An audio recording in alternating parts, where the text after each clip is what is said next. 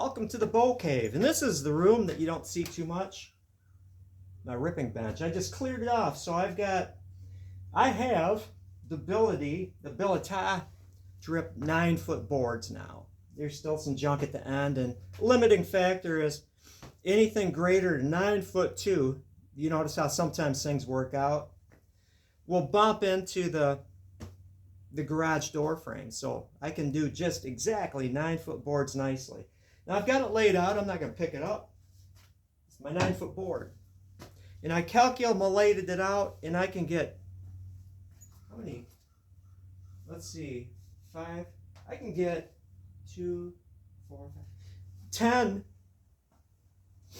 of length, 50-inch horse bows out of it. It's good enough grain. It's good grain. Through the center will be kind of flat some, but it'll mimic a stave bow down the center, and they'll be sinew backed, so the problems with anything, are eliminated basically.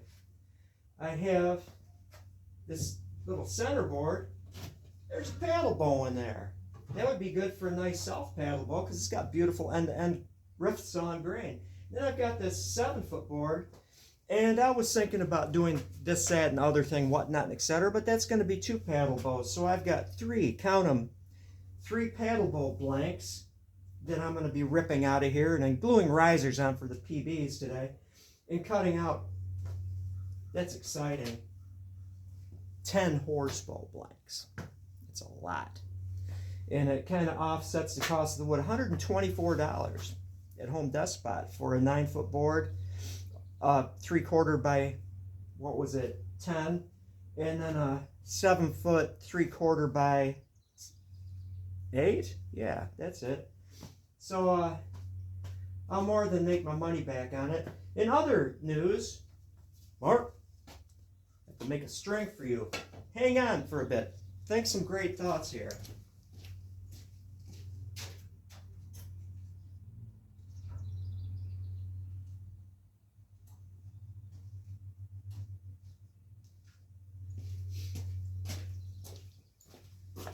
I'm back. Must be in the house.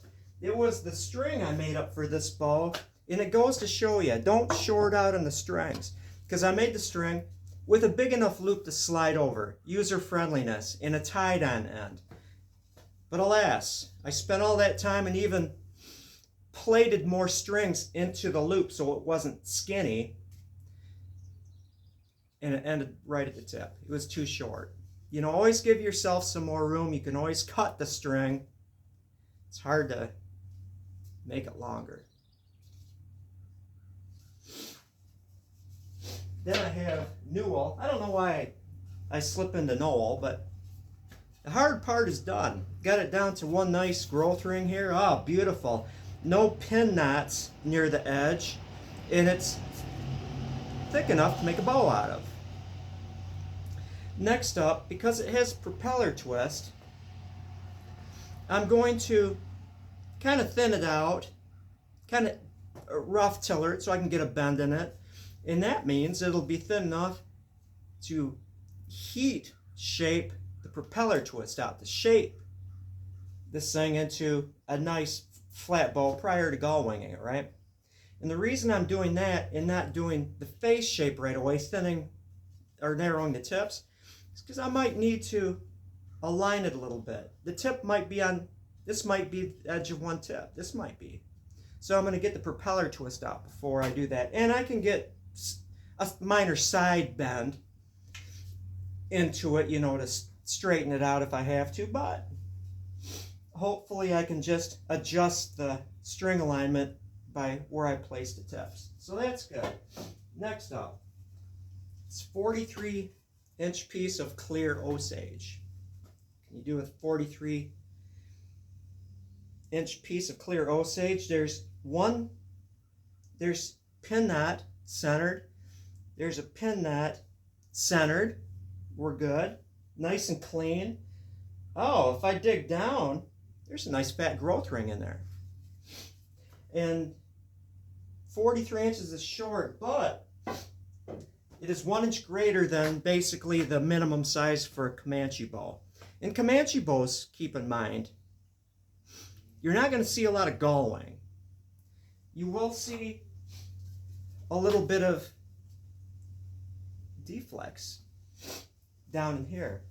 And I believe that's just, you know, they're self bows. Comanche, I'm not going to say they never sinew back, but generally speaking, they were self bows, no sinew backing. Get a little deflex in it, you can cheat a longer draw length. And Osage, they love them some Osage.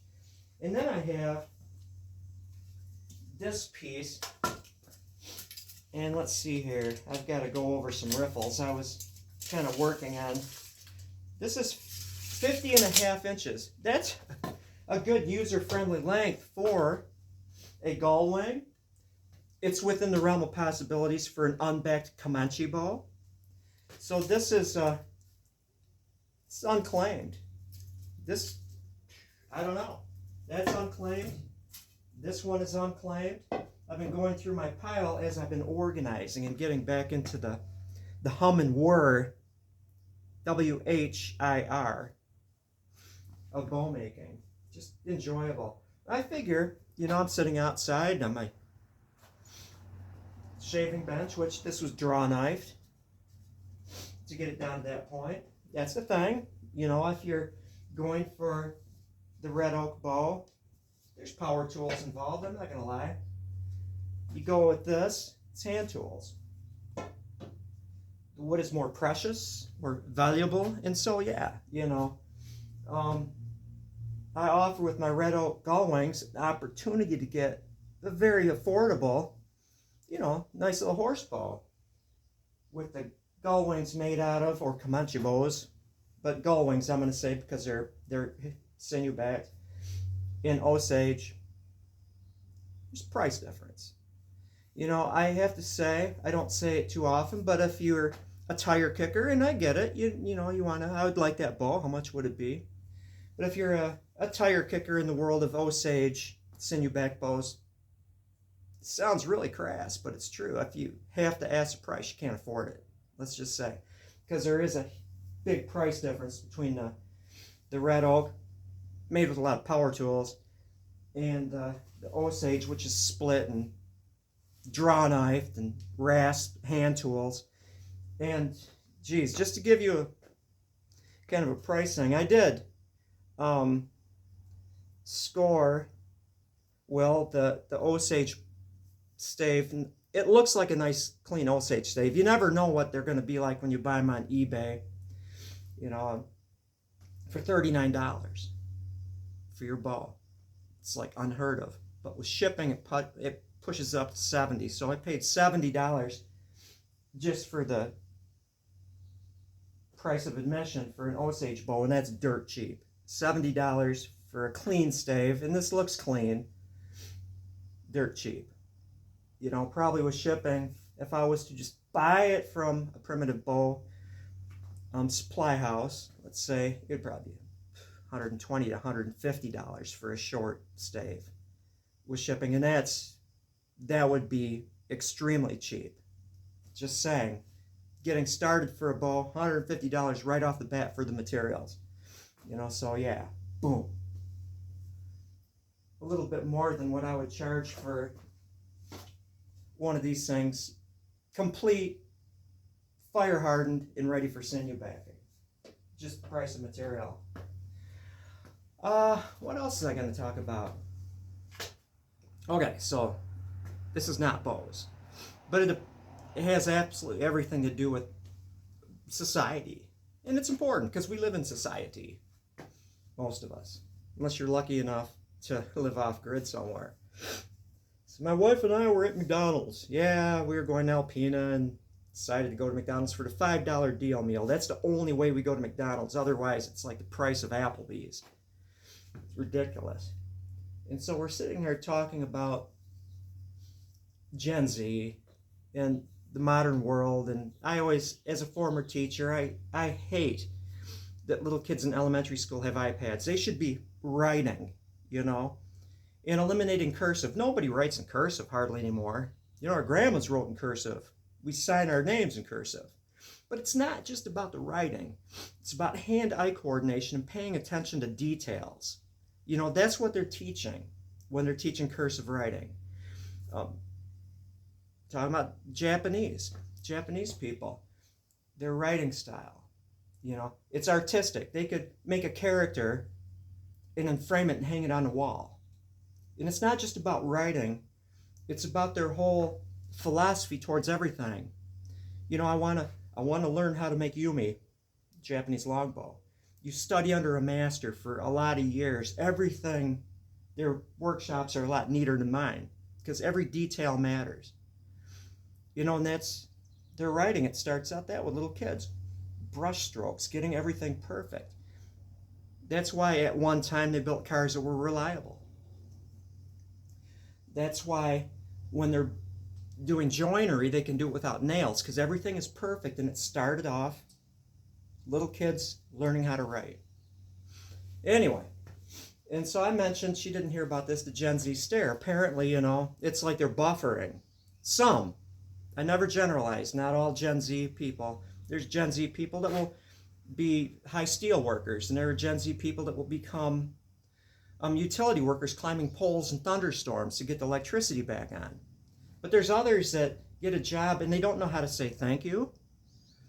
And when you talk to them, this is real. They just kind of stare at you like they're literally buffering, and it's screen time. Everything is, you know, not real. And then I brought up, you remember what it was like when we just had a telephone in our house? And if you wanted to talk to people, you talked to people. You know, it doesn't work that way anymore. There's people that will, adult children living in their parents' basements, just playing video games, never interacting.